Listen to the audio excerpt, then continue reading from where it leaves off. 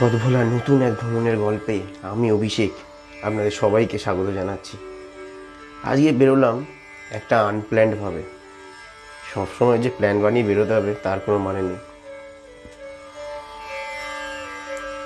Title থেকে হয়তো বুঝেই গেছেন আজকে কোথায় যাচ্ছি। হ্যাঁ, আমরা চলেছি যে কোলাঘাটের পথে। তবে আজকে 2 চাকায় নয়, আজকে 4 চাকায়। হ্যাঁ, তবে বলে দিই, এই 4 চাকা কিন্তু আমাদের নয়। 4 চাকা হচ্ছে আমার দাদা।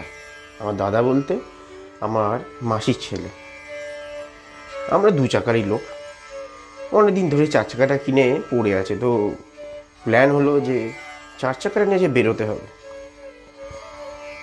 সামনাসামনি।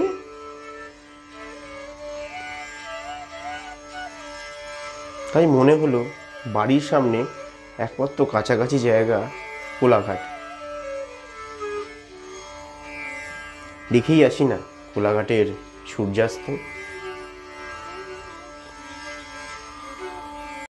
প্রথমেই গাড়ি নিয়ে বেরিয়ে একেবারে কোলাঘাট যাইনি আমরা। প্রথমে একটু আমাদের বালি, রাজচন্দ্রপুর এর আশপাশটা একটু প্র্যাকটিস ম্যাচ খেলে নিয়েছি। তারপরেই আমরা কোলাঘাটের উদ্দেশ্যে রওনা হব।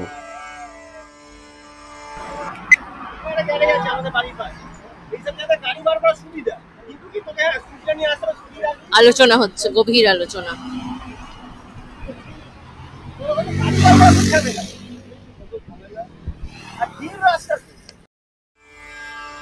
মাঝে মাঝে না এইভাবে আনপ্ল্যান্ড হয়ে বেরিয়ে পড়তে হয়। আসলে ট্রাভেল আমাদেরকে অনেক উদার করে, আমাদের মনকে শান্ত করে এবং প্রচুর পরিমাণে মোটিভেশন দেয়। জানেন তো, কদিন আগে একটা খবর পেলাম, ফসিলস ব্যান্ডের প্রাক্তন সদস্য চন্দ্রমৌলি আত্মহত্যা করলেন। শুনে খুব খারাপ লাগলো, এবং খারাপ লাগে যখন কেউ নিজেকে এইভাবে শেষ করে দেয়। কদিন আগে ডান্স বাংলা ডান্সেরও একজন মনে হয় কোনো ডান্সার, তিনিও আত্মহত্যা করলেন। এগুলো শুনলে মনটাকে খুব দুঃখ দেয়।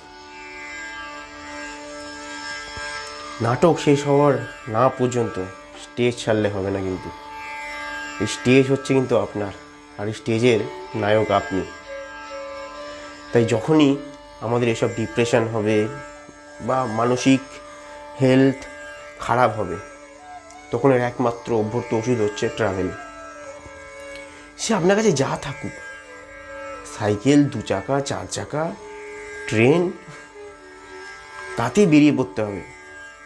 চুপচাপ গিয়ে গঙ্গার ধারে বসে থাকতে হবে। দেখবেন অনেকটা পরিমাণে মোটিভেশন পাচ্ছেন। এই সোশ্যাল মিডিয়ার যুগে মানুষ এত ছুটছে যে নিজেকে হারিয়ে ফেলছে। নিজের সাথে কথা বলতে পারছে না। একটু নিজের সাথেও কথা বলুন, একটু মি টাইম বার করুন, মানে নিজের জন্য সময়। কারোর সাথে কথা শেয়ার না করতে পারলে আছে তো একজন পরমেশ্বর, শ্রীকৃষ্ণের সাথে কথা শেয়ার করুন। এই আমরা প্রায় কোলাঘাট চলে এসেছি। প্রায় না, কোলাঘাট এসেই গেছি।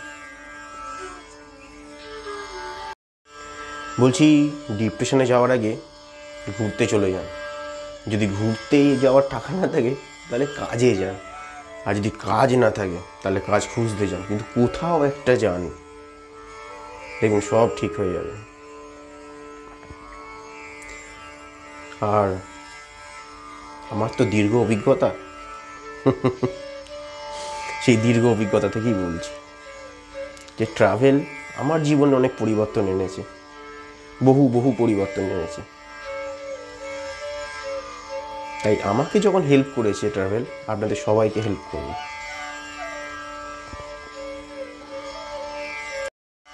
দেখেছেন কি সুন্দর সূর্যাস্ত হচ্ছে আস্তে আস্তে। এই সূর্যাস্ত দেখতে কতই না ভালো লাগে। চলে আসুন না একবার এই কোলাঘাটে সূর্যাস্ত দেখতে, বেশ ভালো লাগে। এই হাই করো, হাই।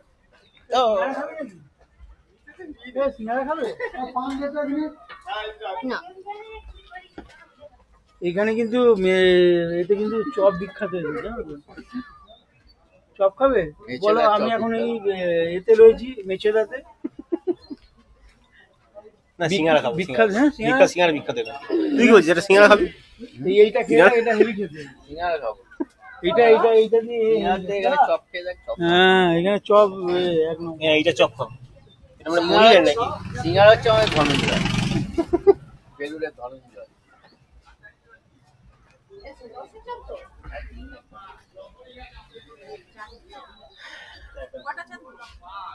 চা চাচ্ছে 5টা, তো খাবে তো চা? হ্যাঁ চা খাবে, ভাড়ে ভাড়ে।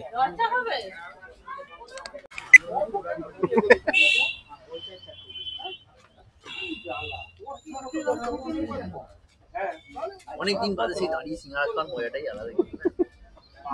চার সিঙ্গারা আমরা এরকম একটা মানে একটা বিকাল এরকম পেলাম যেরকম চার সিঙ্গারা দিয়েছে। অনেক বিকাল তো পাহাড়ে কাটালাম, সমুদ্রের ধারে কাটালাম। এই একটা বিকাল এরকম একটা গ্রামের দোকানে, চায়ের দোকানে, তার সে সিঙ্গারা গরম গরম, বহুদিন পর। আমাদের ওখানে ঠান্ডা সিঙ্গারা গরম দই খেয়েছি। ওটা নাও তো, ধোঁয়াটা সিঙ্গারা। আমাদের ওখানে একটা লোক ছিল বলতো ঠান্ডা সিঙ্গারা গরম দই বেরোলেই। সে কামান আছে, সিঙ্গারের ভেতরে গালাগালি করতো। সিঙ্গারের ভেতরে পুরো মাংসের পুরের গন্ধ। বাহ, পারলে একটু গন্ধটা শুকে নাও। এই তীব্র সোশ্যাল মিডিয়ার যুগ, যেখানে সব কিছু সোশ্যাল মিডিয়ায় মানুষ দেখছে, কে কোথায় চলে যাচ্ছে, ওখানে চলে যাচ্ছে, ও প্লেনে চলে যাচ্ছে, ও বিদেশ চলে যাচ্ছে, আর এগুলো আমরা দেখছি, আর এগুলো দেখেও আমরা ডিপ্রেশনে যাচ্ছি। ও পারছি, আমি কেন পারছি না? এগুলো দেখারই দরকার নেই। সেটা আমাদের সোশ্যাল মিডিয়া অ্যাকাউন্টগুলো ডিলিট করে দিন, বা সোশ্যাল মিডিয়া খুলবেন না। ইউটিউব দেখুন খালি। বা ওই যে একটা কথা বলা হয়েছে যে হয় চাদর বড় করো, যদি পা বেরিয়ে যায় চাদর থেকে, আর যদি চাদর বড় করতে না পারো তাহলে পা গুটিয়ে ঘুমাও। মানে হয় খরচা কমাও, আর না হলে ইনকাম বাড়াও। দুটো রাস্তাই আমাদের কাছে। আর আমাদের যার যেরম ক্ষমতা, আমরা সেরমভাবে বেরোই না। আমাদের বিদেশ যেতে হবে, আমাদেরকে সবসময় বাইরে যেতে হবে, পাহাড় যেতে হবে, সমুদ্র যেতে হবে, তার মানে আমাদের কম খরচার মধ্যে, কম বাজেটের মধ্যে যেখানে যাওয়া যায়। এই যে আমরা এখান থেকে যে দেউলটি গেলাম, কোলাঘাট থেকে দেউলটি থেকে ঘুরে চলে এলাম, দেউলটিতে এত জ্যাম, এত মানুষ পৌঁছে গেছে ওখানে গাড়ি নিয়ে, আমার যা দেউলটি যাওয়া হলো না। দেউলটিতে এখানে শরৎচন্দ্রের বাড়ি, তো আমরা দেউলটি থেকে ব্যাক করলাম, ব্যাক করে গেলাম সোজা শেরে পাঞ্জাবের দিকে। আমরা প্রথমে কোলাঘাট থেকে গেছিলাম দেউলটি, দেউলটিতে কিছু না হয়ে সোজা এখন যাচ্ছি আমরা কোলাঘাটের পথে। মানে কোলাঘাটের পথে কি, আমরা তো কোলাঘাটেই আছি, আমরা যাচ্ছি শেরে পাঞ্জাব, যেখানে সবাই যায় একবার গিয়ে অন্তত ওখানে হল্ট দেয়। কেউ ভিড় দেখে পালিয়ে আসে, আর কেউ হয়তো খাবারের রেট দেখে পালিয়ে যায়। সবাই পালায় না, আমরা কিন্তু মাঝে মাঝে পালিয়ে যাই। মানে শেরে পাঞ্জাবে নয়, অনেক জায়গায় খাবারের রেট দেখে আমরা পালিয়ে যাই। না, এত দাম দিয়ে খাবার খাওয়া যাবে না।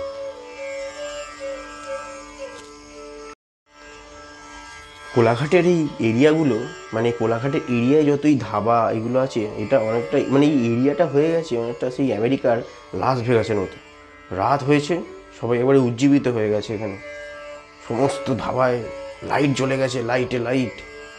আর যেই ধাবায় যত বেশি লাইট, তার মানে তত বেশি রেট আমার মনে হয়। আমি কল্যাণী এক্সপ্রেসওয়েতে দেখেছিলাম ধাবাগুলো এত মানে চন্দননগরের লাইটিং করা রীতিমতো ধাবার বাইরে, এত লাইট দিয়ে আছে ধাবা। আমি তো ভাবছি ঢুকতে গেলেই হয়তো বললো প্রথমে 100 টাকা দিতে হবে খালি ঢোকার জন্য, এন্ট্রি ফি, খাওয়া দাওয়া পরে। এই আমরা চলে এলাম শেরে পাঞ্জাব,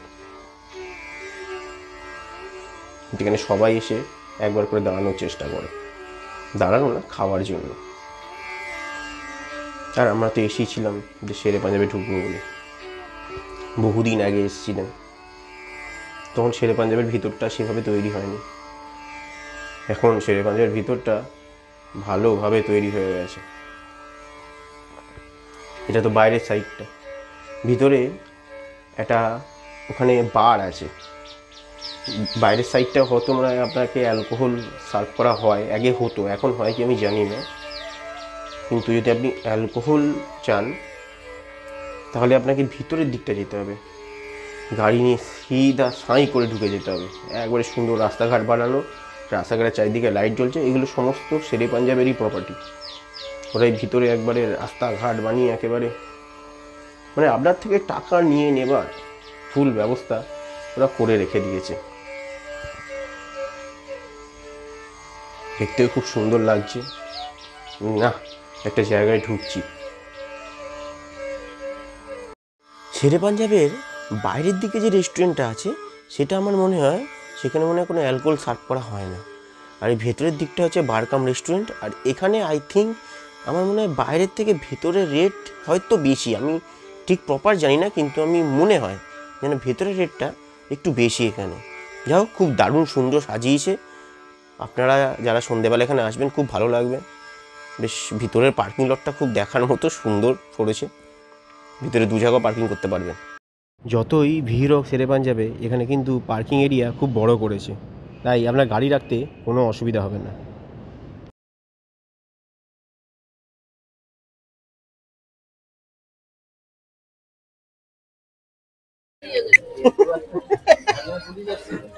দোকানটা তো পাইনি, তুমি থাকতে সত্যি ধরে নিতে। আমি জিজ্ঞেস করছিল ম্যাডাম ঠিক আছে, স্টুডিওটা কোথায় গেল? আমাকে নেমে দিয়ে বলছে আমাকে তো মেরে পালিয়ে গেছে। যদি থাকতে তোমার যে কোম্পানি দুঃখ ছিল, তোমার যে ছেড়ে থাকতে আসতে হতো না।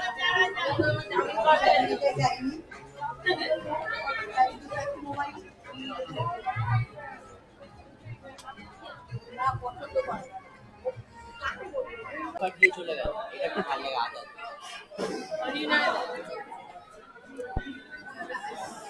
চাট খেয়ে নিয়েছি আমি। জলটা বিরাট কোহলি খায়, দুধ খাওয়া দাওয়া বলছে।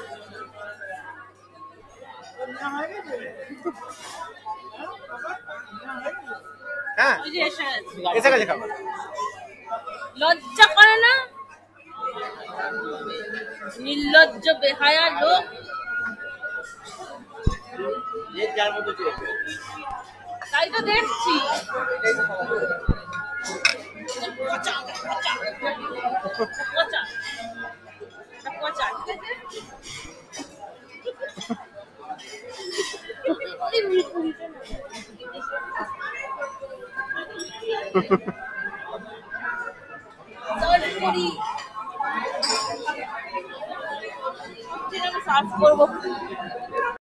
আমরা নিয়েছিলাম গার্লিক চিকেন, তার সাথে মিক্স নুডলস, তার সাথে নিয়েছিলাম হচ্ছে বাটার নান, আর তার সাথে হচ্ছে চিকেন টিক্কা বাটার মশলা। রেট খুবই বেশি, এই রেট অন্যান্য হোটেলের রেট অনেক কম।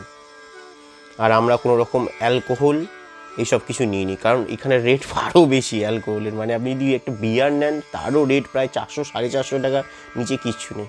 তাই আমরা নর্মাল খাওয়া দাওয়া করে খুব বেশি পরিমাণে টাকা খরচা করে বললাম না, এবার বেরোতে হবে। তাই আমি পথভোলা আজকের জন্য সবাইকে বিদায় জানাচ্ছি। ঘুরতে থাকুন, জুড়তে থাকুন এবং এই মানসিক হেলথটাকে ঠিকঠাক রাখুন। শুভরাত্রি।